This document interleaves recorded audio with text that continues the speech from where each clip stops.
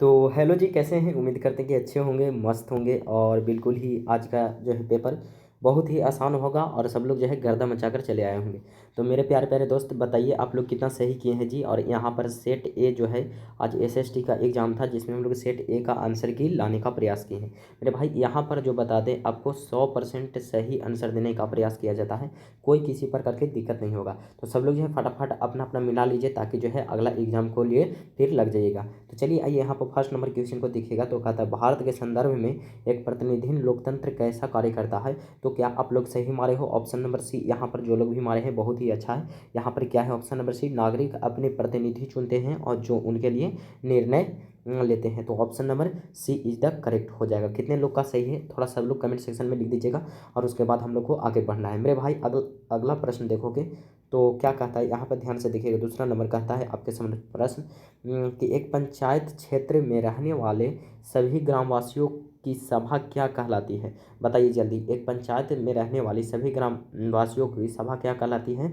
तो वो जो कहलाती है वो मेरे भाई ग्राम सभा कहलाती है। क्या जी? ग्राम सभा। ऑप्शन नंबर ए हो जाएगा या ऑप्शन नंबर सी? सब लोग जो है बताइए। Option number A is the correct हो जाएंगे। ठीक है, तो चलिए अगला प्रश्न पे आओ। अगला प्रश्न पे देखोगे, कहता है अगला प्रश्न यहाँ पर कि पंचायत सचिव का नियुक्ति कौन करता है? पंचायत सचिव का नियुक्ति कौन करता है? तीसरा का आंसर क्या हो जाएगा? तीसरा का आंसर कौन हो जाएगा जी? तो पंचायत समिति का प्रमुख करता है। Option number D is the correct, बिल्कुल ही 100% सही है। चलो अगला प्रश्न।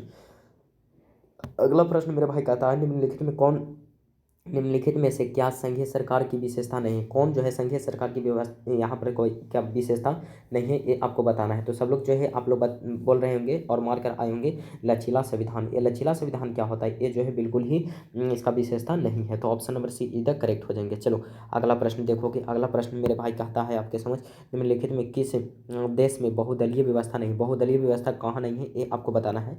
तो आप लोग को सबको पता होगा कि बहुदलीय व्यवस्था जो है वो जो है चीन में नहीं है। भारत, पाकिस्तान, नेपाल इस समय तो है ही बहुदलीय, और चीन में नहीं है मेरे भाई। अगला प्रश्न देखोगे, यहाँ पर 6 नंबर क्वेश्चन कहता है कि भारत की केंद्रीय सरकार के गठन केंद्रीय सरकार के गठन का क्या नाम है? बताओ जल्दी। अरे बताओ ना मेरे भाई, क्या आप लोग सब लोग सही किए हो कि नहीं? बहुत आसान पेपर था और बिल्कुल उम्मीद है कि सब लोग जो है गर्दा मचा कर आए होंगे, कोई दिक्कत नहीं हुआ होगा।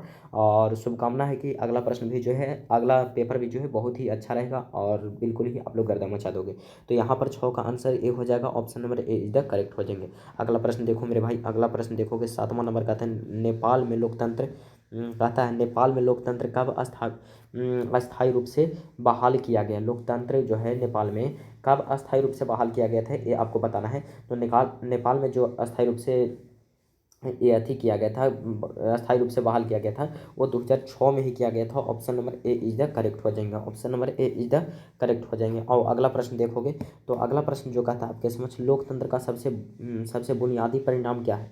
लोकतंत्र के सबसे बुनियादी परिणाम जो हो जाएगा वो जवाबदेह सरकार हो जाएगा। Option number D is the correct हो जाएंगे। अगला प्रश्न देखोगे तो कहता है, निम्न में से क्या आर्थिक गतिविधियां नहीं? कौन सी आर्थिक गतिविधियां नहीं है, ये आपको बताना है। तो आर्थिक गतिविधियां जो है गरीबी नहीं है, ये आपको option number C is the, सब लोग सही मार लीजिए। अगला प्रश्न देखो। अगला प्रश्न जो आपके समझ है वो क्या कहता है कि भारतीय संविधान की किस अनुसूची में 22 अनुसूचित भाषाओं को स्थान दिया गया था? जल्दी बताइए, कौन सा एक्ट में दिया गया था, कौन सी अनुसूची में दिया गया था? तो सब लोग जो है पता होगा, सबको पता होगा और सब लोग मार कर आए होंगे 8वीं अनुसूची। Option number B is the correct हो जाएंगे।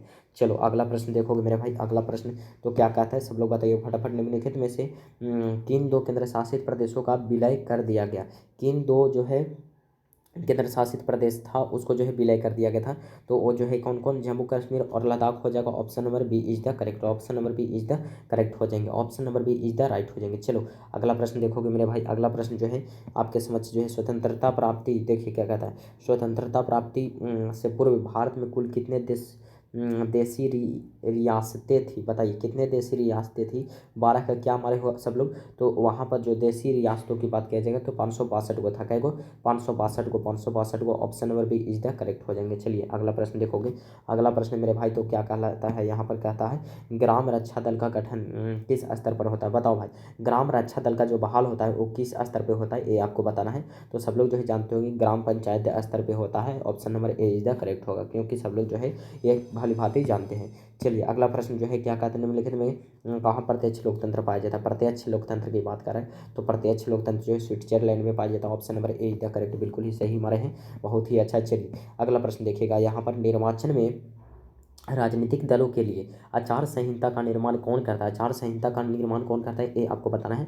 तो निर्वाचन आयोग ही ना करता है हमारे, तो option number D is the correct हो जाएंगे। Option number D is the correct हो जाएंगे। देखिए अगला प्रश्न जो है डालमा वन जीव अभयारण्य कहाँ है। डालमा वन जीव अभयारण्य कहाँ है ये आपको बताना है। तो डालमा जो है वो कहाँ में है, वो झारखंड में है। नहीं जी, डालमा कहाँ में, झारखंड में। चलो अगला प्रश्न जो है मेरे भाई कहता है खनिज पदार्थों में कौन सा भारतीय क्षेत्र समृद्ध नहीं, कौन सा जो है समृद्ध नहीं है ये आपको बताना है। तो जल्दी बताओ क्या सत्र के मारे हो, तो सब लोग मारे होंगे। यहाँ पर कौन नहीं है ये आपको कह रहा है, तो यहाँ पर गंगा का मैदान हो जाएगा।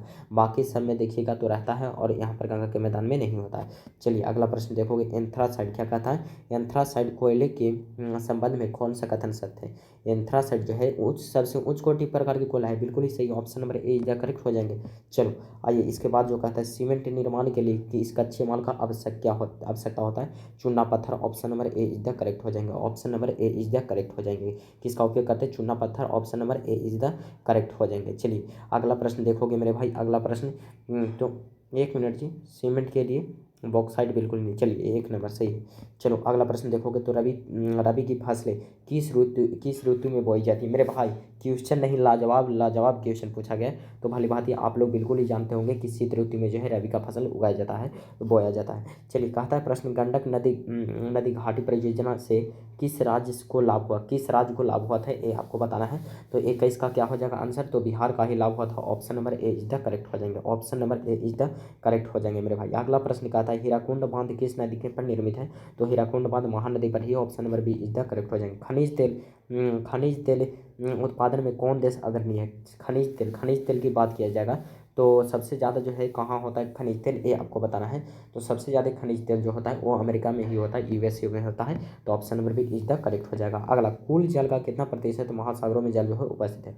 कुल जल का कितना प्रतिशत महासागर में जल उपस्थित है, तो जो है 96.5% जो है महासागर में स्थित है। कहता अगला प्रश्न, भारत खाद्यान्नों का बफर स्टॉक कौन बनाता है। बफर स्टॉक कौन बनाता है, तो जल्दी बताइए। 25 का क्या आंसर हमारे हो, बिल्कुल ही सही है। भारतीय खाद्य निगम बनाता है। Option number C is the correct हो जाएंगे।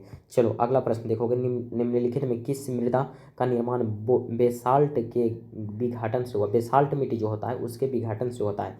तो क्या आप लोग सही किए हो, बस जल्दी बताओ मेरे भाई। सब लोग जो है बोल रहे हो रेगुर मृदा, बिल्कुल ही जो कि करेक्ट है। चलो अगला प्रश्न देखोगे तो अगला प्रश्न 27 नंबर देखोगे मेरे भाई। 27 नंबर तो क्या कहते हैं, जल्दी बताओ। 27 नंबर प्रश्न कहते हैं, निम्नलिखित में जैव मंडल आरक्षित क्षेत्रों में कौन बिहार में उपस्थित है। बिहार में कौन उपस्थित है ये आपको बताना है। जल्दी बताइए, जैव मंडल कौन जो है बिहार में उपस्थित है जी।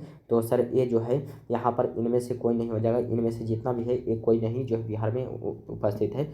चलिए अगला प्रश्न 28 नंबर का था, इन कौन सा इस्पात संयंत्र ब्रिटेन के सहयोग से स्थापित हुआ। ब्रिटेन के सहयोग से स्थापित हुआ। 28 का क्या होगा आंसर, बी नंबर दुर्गापुर इस्पात संयंत्र है, होगा जब। ठीक है। चलो अगला, हाजीपुर में क्या कहता है, हाजीपुर में किस रेलवे क्षेत्र का मुख्यालय है। हाजीपुर किस रेलवे क्षेत्र का मुख्यालय, कितना आसान है मेरे भाई।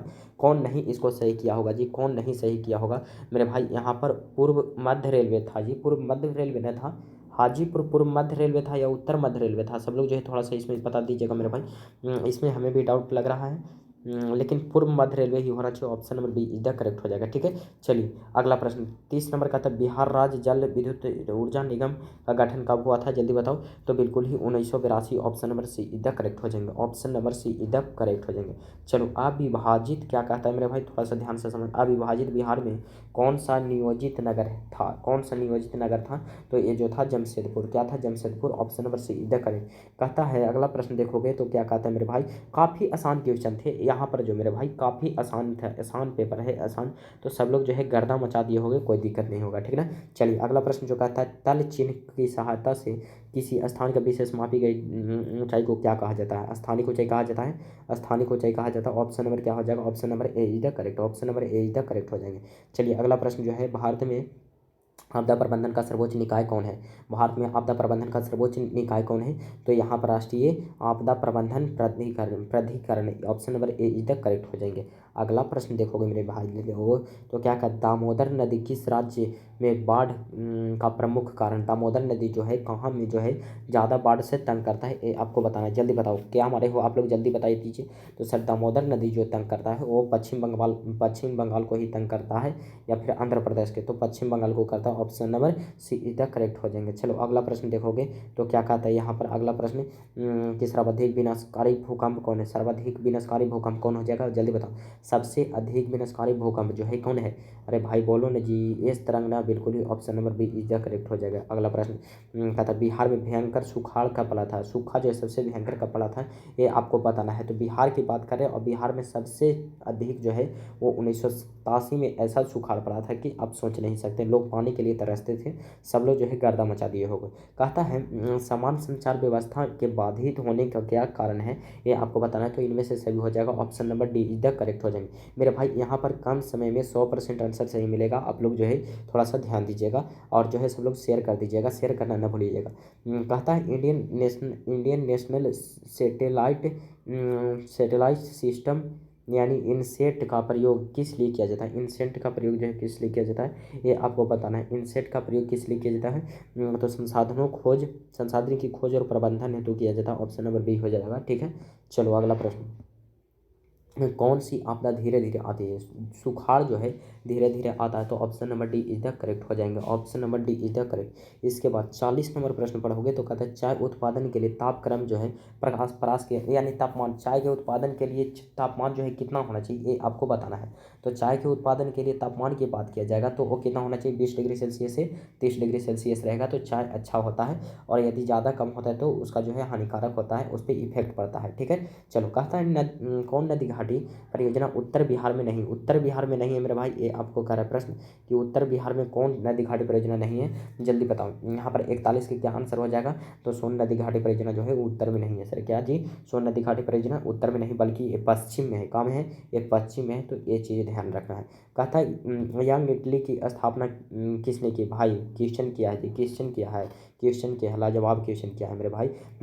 ग्रेगोरियन कैलेंडर जूलियन कैलेंडर से इतने दिन आगे चलता था, तो वो जो है कितना दिन आगे चलता था जी, 12 दिन आगे चलता था मेरे भाई, 12 दिन आगे चलता था जी, बिल्कुल ही। चलो अगला प्रश्न जो है क्या कहता है वो थोड़ा सा देख लो यहाँ पर। वियतनाम फ्रांसीसी अधिपत्य से कब स्वतंत्र हुआ, जल्दी बताओ कब स्वतंत्र हुआ था, तो 44 के सब लोग बोल रहे होंगे, यहाँ पर 1930 में हुआ था, 1930 में, ऑप्शन नंबर ए हो जाएगा। चलो कहता है प्रश्न जो है कैप्टन कोंग ले के नेतृत्व में सैनिक सरकार कहाँ बनी थी, सैनिक सरकार जो है कहाँ बना था, ये आपको बना था। सैनिक संस्कार जो बना था वो कंबोडिया में बना था, कहाँ, Cambodia, option number D is the correct हो जाएंगे। अगला प्रश्न देखोगे तो कहता है किस अधिनियम द्वारा नगर पालिका में निर्वाचित सदस्यों की संख्या घटा दी गई थी, चलिए बताइए। 46 का क्या आंसर हो जाएगा, सब लोग जो है इलवट बिल बी मारे होंगे, ऑप्शन नंबर बी मारे होंगे, बिल्कुल करेक्ट हो गया है, ठीक है। चलो अगला प्रश्न देखोगे 47 नंबर, गांधी जी ने गुरुदेव की उपाधि किसे दी, गांधी जी ने गुरुदेव की उपाधि किसने दी, जल्दी बताओ। गांधी जी को गुरुदेव की उपाधि कौन दिया था, जल्दी बताओ मेरे भाई। 47 का कौन नहीं जानता है जी, कौन नहीं जानता है मेरे भाई, जल्दी बताओ। तो लॉर्ड डलहौजी हो जाएगा, ऑप्शन नंबर सी इधर करेक्ट हो जाएगा। अगला प्रश्न देखोगे मेरे भाई तो क्या कहता है, थोड़ा सा ध्यान से समझना। मुसलमानों के लिए पृथक निर्वाचन की व्यवस्था किस योजना के तहत किया गया, किस योजना के तहत किया गया था, ये आपको बताना है, जल्दी बताओ क्या हमारे हो। तो सर नेहरू रिपोर्ट के अनुसार किया गया था, नेहरू रिपोर्ट, ऑप्शन नंबर ए हो जाएगा।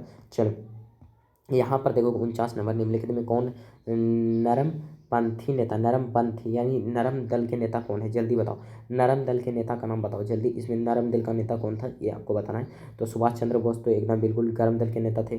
फिरोजा शाह मोहतो ये भी थे, और लाला लाजपत राय ये भी जो है, ये जो है क्या बोलते हैं, ये जो नरम दल के नेता थे लाला लाजपत राय, ठीक ना। तो ये जो थोड़ा सा नरम दल के थे, बाल गंगाधर तिलक ये भी गर्म दल के थे, तो ये सब चीज़ों पे ध्यान देना हम लोग को और बिल्कुल ही सही करना है। चलो अगला प्रश्न कहता है निम्नलिखित में किस बैंक की स्थापना सबसे पहले कौन बैंक की स्थापना को बताओ। 50 के क्या आंसर किए हो, तो sir Punjab national bank, Punjab national bank की ही स्थापना पहले हुआ था, ठीक है ना।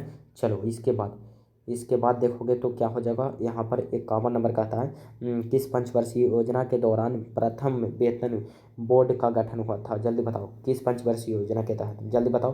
तो यहाँ पर 51 का सब लोग मारे होंगे क्या, तो सर चतुर्थीय पंचवर्षीय योजना के तहत, ठीक है। चलो 1800 ईस्वी में भारतीय निर्यात में सूती वस्त्र का हिस्सा कितना प्रतिशत था, सूती वस्त्र का हिस्सा कितना प्रतिशत था, जल्दी बताओ। सूती वस्त्र का हिस्सा जो था वो 30% था, ना कि 50%, ठीक है।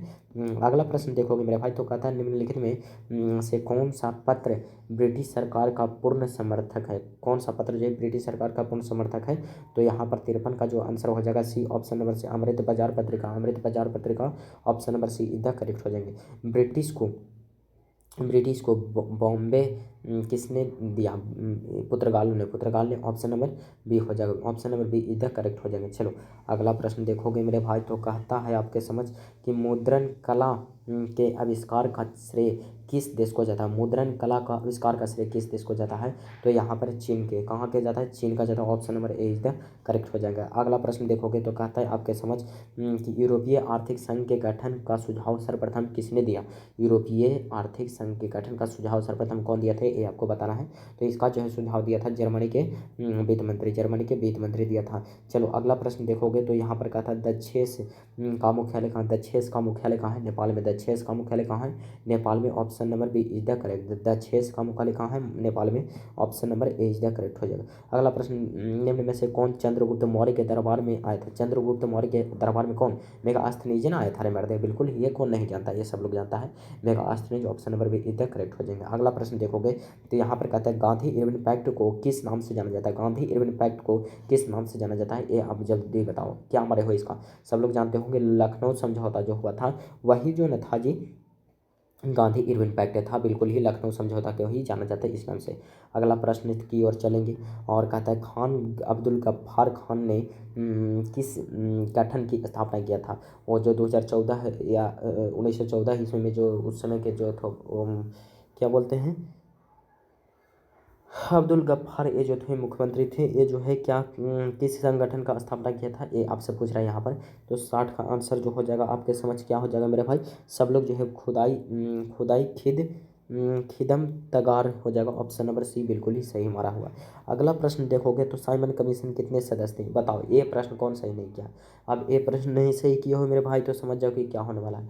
साइमन कमीशन में कितने सदस्य थे, तो साइमन कमीशन में सदस्यों की संख्या बात किया जाए तो वहाँ कितने थे, 7 ही थे, कितना 7 ही, ऑप्शन नंबर बी इधर करेक्ट हो जाएगा, ऑप्शन नंबर बी इधर करेक्ट हो जाएंगे। गद्दर पार्टी की स्थापना कहाँ हुआ था, बताओ गद्दर पार्टी की स्थापना लाला हरदयाल कहाँ में किया था, लाला हरदयाल भारत में ही ना हुआ था जी, 63 के क्या हो जाएगा, ये बिल्कुल ही करेक्ट आंसर है आपका, ठीक है, लाला हरदयाल 1913 ईस्वी में। चलो अगला प्रश्न, रूस ने ब्रेस्ट लिटोवेस की संधि किसे की थी, रूस ने ब्रेस्ट लिटोवेस की संधि किसे किए थे, ये आपको बताना है। तो 64 का आंसर सी नंबर ऑप्शन सब लोग बोल रहे हैं पोलैंड से, बिल्कुल ही सही है, पोलैंड से ही ये जो है रूस ने किया था, ठीक है। रक्त और लौह की नीति कौन अपनाया, रक्त और लौह की नीति कौन अपनाया था, जल्दी बताओ, रक्त और लौह की नीति कौन अपनाया था, जल्दी बताओ, बिस्मार्क नहीं ने, बिल्कुल ही option number D is the correct. ये सब जो है काफ़ी आसान प्रश्न थे तो दिक्कत नहीं होगा, हमें लगता है पिछले वर्ष की तुलना में इस वर्ष जो है काफ़ी आसान पेपर हर एक चीज़ का देखने को मिल रहा है,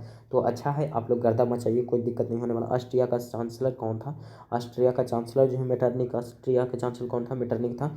चलो अगला प्रश्न भी देख लो, कहता है यहाँ पर जुलाई 1830 की क्रांति के फलस्वरूप फ्रांस में किसका शासन स्थापित हुआ था, चार्ल्स दसम, option number A is the correct, option number A is the correct हो जाएंगे। चलो अगला प्रश्न की ओर आओ, 68 नंबर कहता है प्रश्न, मरम्मत पर व्यय एवं पूंजी की घिसावट को किसमें शामिल किया जाता है, जल्दी बताओ किसमें शामिल किया जाता है। 68 का क्या हमारे हो, तो 68 का सी नंबर ऑप्शन सकल राष्ट्रीय उत्पाद में किया जाता है, सकल राष्ट्रीय उत्पाद में। चलो अगला प्रश्न देखोगे, निम्न में से किसकी ज़रूरत को पूरा करने के लिए क्षेत्रीय ग्रामीण बैंक की स्थापना की गई थी, तो इनमें से सभी हो जाएगा, सभी के लिए हम लोग को करना पड़ा था। चलो अगला, सार्वजनिक कल्याण किस अर्थव्यवस्था का उद्देश्य है, तो सामाजिक अर्थव्यवस्था, ऑप्शन नंबर बी इधर करेक्ट हो जाएगा। अगला प्रश्न देखोगे 71 नंबर, स्वतंत्रता प्राप्त क्रांति के पूर्व राष्ट्रीय आय का गणना का प्रयास किसने किया था? तो जल्दी बताओ दादा भाई नौरोजी।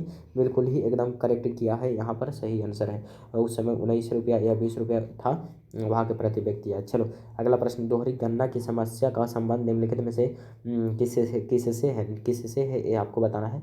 तो दोहरी गणना की बात कर दिया है, तो यहाँ पर क्या हो जाएगा, दोहरी गणना की बात क्या है, तो राष्ट्रीय आय होना चाहिए, ऑप्शन नंबर सी हो जाएगा। चलो अगला प्रश्न जो है, निम्नलिखित में से मुद्रा की विशेषता क्या है? मुद्रा की विशेषता क्या हो जाएगा, तो मुद्रा के समान स्वीकार्यता, विधिग्राही और विनिमय का माध्यम, इनमें से सभी हो जाएगा। इनमें से सभी, option number D is the correct हो जाएंगे। 74, अर्थव्यवस्था के संतुलन के लिए क्या आवश्यक है? अर्थव्यवस्था के संतुलन के लिए क्या आवश्यक है? तो आय और निवेश, आय और निवेश बहुत ही ज़रूरी है, ये दोनों इक्विवेलेंट रहना चाहिए।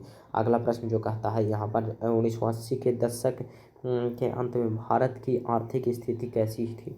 1980 की बात कर रहा है, उस समय जो भारत की आर्थिक स्थिति था वो आयतों में वृद्धि था, आयतों में वृद्धि, आयातों में वृद्धि था। यहाँ पर कहता है बैंकिंग सेवा किस आर्थिक क्षेत्र का भाग है? बैंकिंग सेवा किस आर्थिक क्षेत्र का भाग है, ये आपको बताना है। तो यहाँ पर तृतीयक क्षेत्र के, बिल्कुल ही ये सब लोग जानते हैं क्योंकि सेवा क्षेत्र तृतीयक क्षेत्र कहलाता है। अगला प्रश्न देखोगे, संयुक्त राष्ट्र मानव विकास कार्यक्रम द्वारा पहले मानव विकास रिपोर्ट किसके निर्देशन में तैयार की गई थी? तो महबूब उल हक के, बिल्कुल ही option number B is the correct हो जाएंगे। 78 बताओ, मनरेगा के तहत कितने दिनों की मजदूरी? 100 दिनों की, ये सब लोग जानता है। मेरे भाई क्या कहते हो? नहीं, इसमें 40 में 40 आएगा, 40 में 40 नहीं आएगा, सबको 40 में 40 आना चाहिए, ठीक है। कहता है गैर संस्थागत कौन है? महाजन, बिल्कुल ही ऑप्शन नंबर सी हो जाएगा। अगला प्रश्न लास्ट जो है, कहता है निम्नलिखित योजनाओं में सबसे पहले किस योजना का शुरुआत हुआ था? तो वो जो है सबसे पहले बात किया जाए तो कम अनाज योजना का ही शुरुआत हो सबसे पहले, लेकिन मनरेगा का शुरुआत हुआ था। ऑप्शन नंबर क्या हो जाएंगे? C is the correct, option number C is the correct. लो मेरे भाई, आपका समझ सब्जेक्टिव भी काफ़ी आसान थी। देखो, बंगाल विभाजन की प्रतिक्रिया को उपनिवेशवाद से क्या अभिप्राय है बताओ मेरे भाई। मेटरनिक युग का क्या तात्पर्य? मतलब क्वेश्चन नहीं, लाजवाब सा क्वेश्चन था मेरे दोस्त। जो लोग सही से पढ़ा होगा उनको कोई दिक्कत नहीं होगा, और बिल्कुल ही चिंता नहीं लेना मेरे भाई, यहाँ पर 100% आंसर चाहिए। और यदि आप जो है नए हैं चैनल पे नए तो शेयर कर दीजिए, और शेयर करने के बाद सब्सक्राइब भी कर दीजिएगा, ठीक है। और जो है मेरे दोस्त, इसके बाद नेक्स्ट जो है साइंस का पेपर है, तो उसमें भी सब लोग जो गर्दा मचाने का प्रयास कीजिए, कोई किसी प्रकार की दिक्कत नहीं होगा। और जो भी यहाँ पर पढ़ाया गया था लगभग प्रश्न वहीं से थे, तो काफ़ी खुशी हुई ये चीज़ों को देखकर। इसलिए आप लोग जो है सब लोग जो है प्लीज़ शेयर कर दीजिएगा। जो लोग भी नए भाई बहन होंगे उन लोग को बताइएगा कि यहाँ पर भी क्लास बहुत ही अच्छा से चलता है, कोई दिक्कत नहीं होता है, ठीक है। तो चलिए आज के लिए इतना ही, बाकी मिलते हैं अगले सेशन में। जय हिंद, जय भारत।